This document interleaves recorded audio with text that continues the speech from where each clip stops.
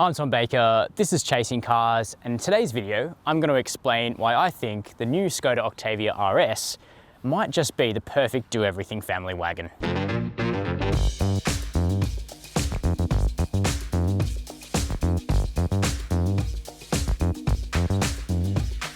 This is the new Octavia RS, the fourth generation car that carries on the Octavia badge since it launched first in 1996.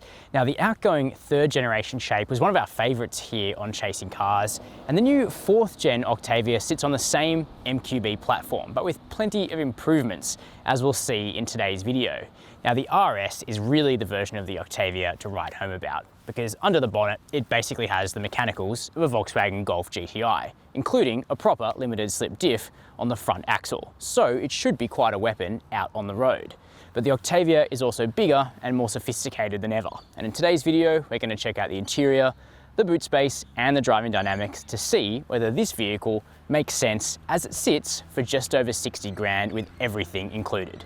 If you haven't subscribed, make sure to do so below the video, and let's make a start. It's really quite interesting to jump into the interior of the new Octavia, not just to see what this car is like inside, but also because it's our first look at Skoda and Volkswagen's new infotainment system, which debuts in Australia in this car, but it's very quickly going to proliferate across a whole bunch of new models, including the new Volkswagen Golf, which also launches in this country very soon. But we'll come back to the technology in a second, and first of all just talk about the design, because it's really quite pleasant. The dashboard is made to look really broad and wide, and you get a good mix of materials on the RS. There's soft plush padding, you get fake carbon, not too sure about that, but also Alcantara where you'd want it. Not somewhere where you're going to touch, but somewhere where it just looks good and it has nice red stitching running through it as well. It's a similar story on the seats, which are a mix of leather and Alcantara with red diamond stitching, and they're really presentable in the RS, bulky and sporty up the top here. That being said, these seats are optional because the car we're looking at is a fully optioned RS with the premium pack and the panoramic sunroof, which brings the price to over 60 grand on the road. So you could argue this car is no longer cheap and cheerful, certainly cheerful, but not cheap anymore. Though a base RS with cloth seats that are not electrically adjustable is just over 50 grand drive away, so it is significantly more affordable. Now, similar story on the wheel, perforated leather like it used to be, red stitching, but it's a new design steering wheel with beautiful tactile buttons, scroll wheels. It's all really easy to understand, and these buttons control the virtual cockpit on this car, the digital gauges that sit ahead of the driver. Now, Skoda and VW have actually removed some of the customization from the virtual cockpit to make it a bit cleaner and easier to use. It still looks good, it's really intuitive, it's really high def, as is the center screen here, 10 inches in size, wide, crisp, bright, easy to navigate. The actual software in it from Skoda is good, but you get wireless CarPlay and Android Auto as standard, and the reliability is actually better in this car than Skoda's previous generation infotainment system. That's what I'm finding over my testing. And having this good crisp screen and this one on wireless CarPlay just works really well. Unfortunately, wireless charging, which we do get in this car, does not work well. Skoda have taken out the guides, which are meant to keep your phone in place, and I just couldn't get my iPhone 12 mini to charge properly. It would charge for 5-10 seconds and then say it couldn't charge anymore. The other thing is, the screen here does get covered in fingerprints, so you're going to find yourself wiping it down fairly often. But practicality is good, as well as that wireless charging, which is a bit ho-hum. We've got two big cup holders, some clever storage solutions down there, good storage beneath the adjustable armrest, plus the seats have got electric adjustment, electric lumbar, memory, massage, heating, pretty well spec'd out here in the premium package. And you get big door bins with flock lining so stuff doesn't scratch around. All in all, it's a good interior that feels well executed. Let's have a look at the back seat. The Skoda Octavia is not a small car. It's really mid-size, kind of moving towards a larger passenger car at this point. And that means that the back seat is actually really roomy and practical, no matter whether you need to carry kids or adults. So as a vehicle for ferrying kids to school and then taking colleagues to a meeting across town, this thing will work absolutely fine. For myself at 6 foot, for example, I've got adequate headroom, another couple of inches, despite this car being optioned with this full-length panoramic sunroof that does open up front and looks really good, lets lots of light in, and the blind for it is adequate for the Australian sun. In terms of legroom, I've got, again, a couple of inches and toe room's fine, despite these beefy sports seats.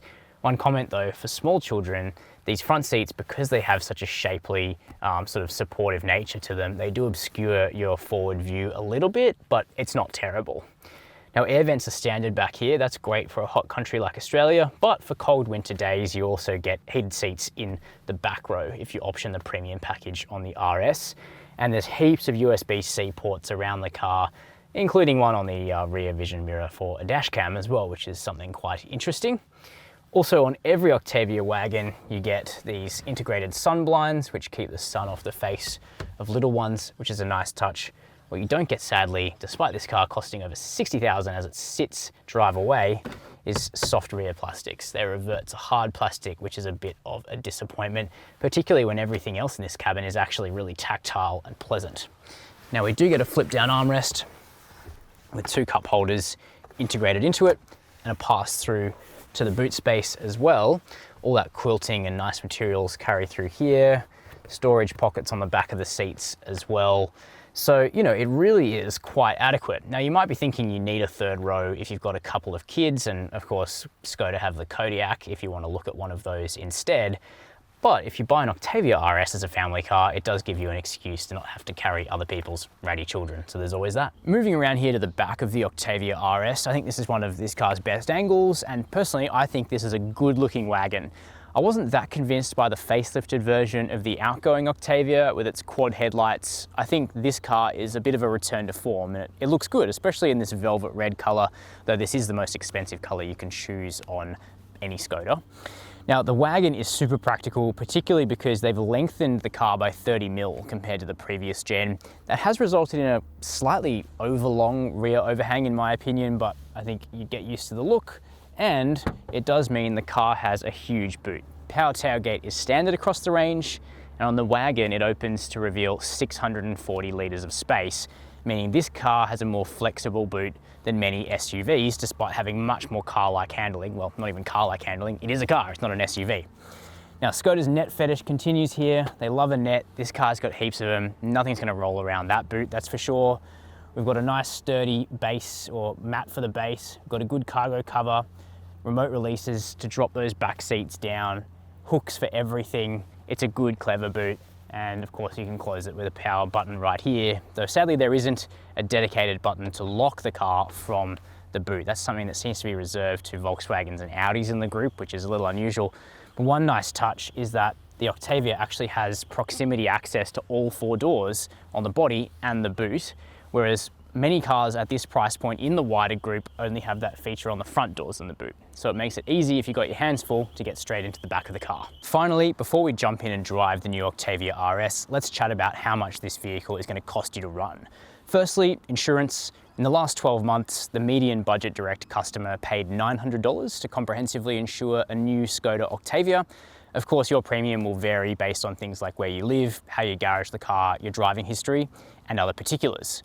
The warranty on the Skoda is 5 years with unlimited kilometers, and the service packs, like the warranty, which you can buy up front, travel with the car to new owners, and they're actually very good value. Both pretty good, and you can also subscribe month to month to those packages, although not quite at the same value as buying them up front in full. And finally, fuel consumption on 95 octane petrol, which is what this car requires. The Octavia RS will do about 10 litres per 100 Ks in town, about 7.5 litres per 100 Ks in cross-country driving, and about 6.5 on the highway, all of which are pretty impressive for the size and ability of the car. Speaking of ability, let's jump in now and head out on the road. So, what's the new Octavia RS like to drive?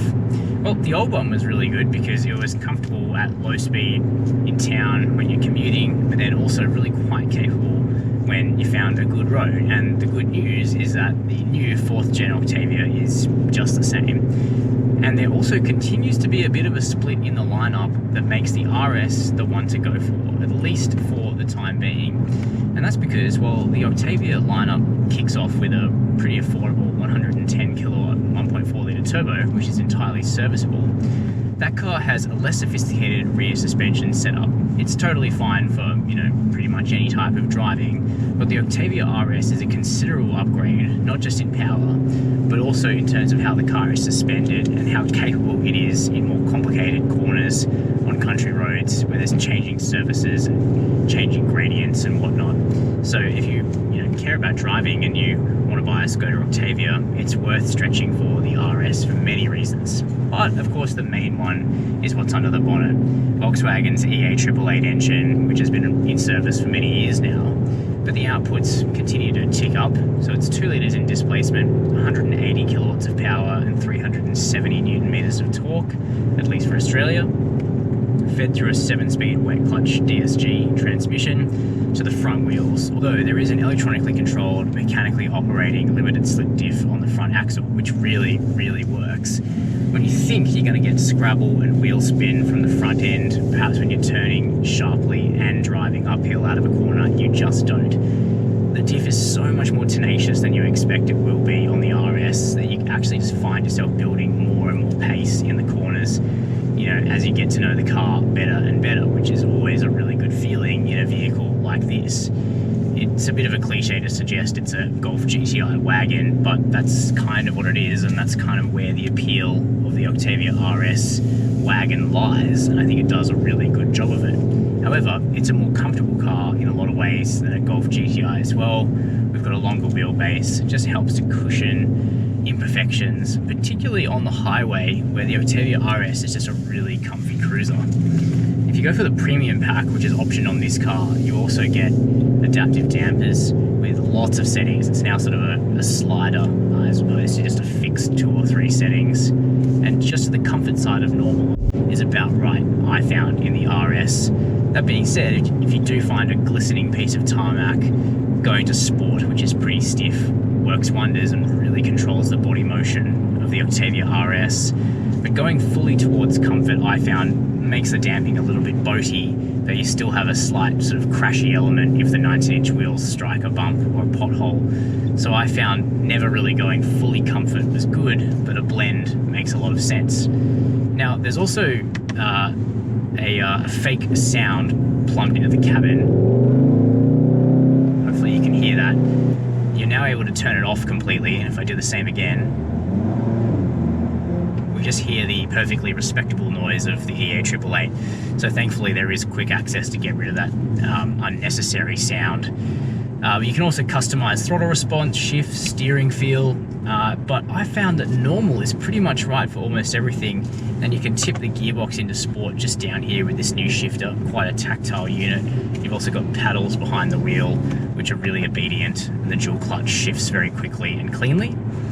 And the car just makes good progress. The interior plastics, there is a few rattles, at least in this car, when you hit bumps on country roads, but I did take the car up towards Wiseman's Ferry on my testing, which is a really rutted and difficult road for testing a car, and it's always going to pull out those rattles, but that was something I noted. Similarly, another bugbear is having to adjust the climate control through the touchscreen with relatively small targets, difficult on a bouncing and bumpy Australian country road, just something to keep in mind. What's impressive though is that front and rear AEB, adaptive cruise, lane keep assist, they're all standard on the Octavia RS, and the lane keep in particular is really accurate in this car. So those are my impressions of the new 4th generation Skoda Octavia RS wagon. Personally, I think it's really hard to dislike this car. It's practical, it's comfortable, it's refined, fast, easy to live with, full of tech, and pretty good value compared to both its compatriots within the Volkswagen group, but also other wagons and medium SUVs that you can buy. It's got almost everything you'd want on a car of this sort, plus a passionate engine and good handling. I mean, if there were other things that I could say that it could get, it would be things like cooling seats, it'd be things like softer plastics in the back, but we really are clutching at straws at that point. This is a decent car. Keen to know your thoughts. Would you consider a new Octavia RS or other Skoda, or are you looking at something like a Subaru Outback, other station wagons like that? Let me know down below in the comments. While you're there, make sure to hit subscribe and the notification bell. And as always, thanks for watching Chasing Cars.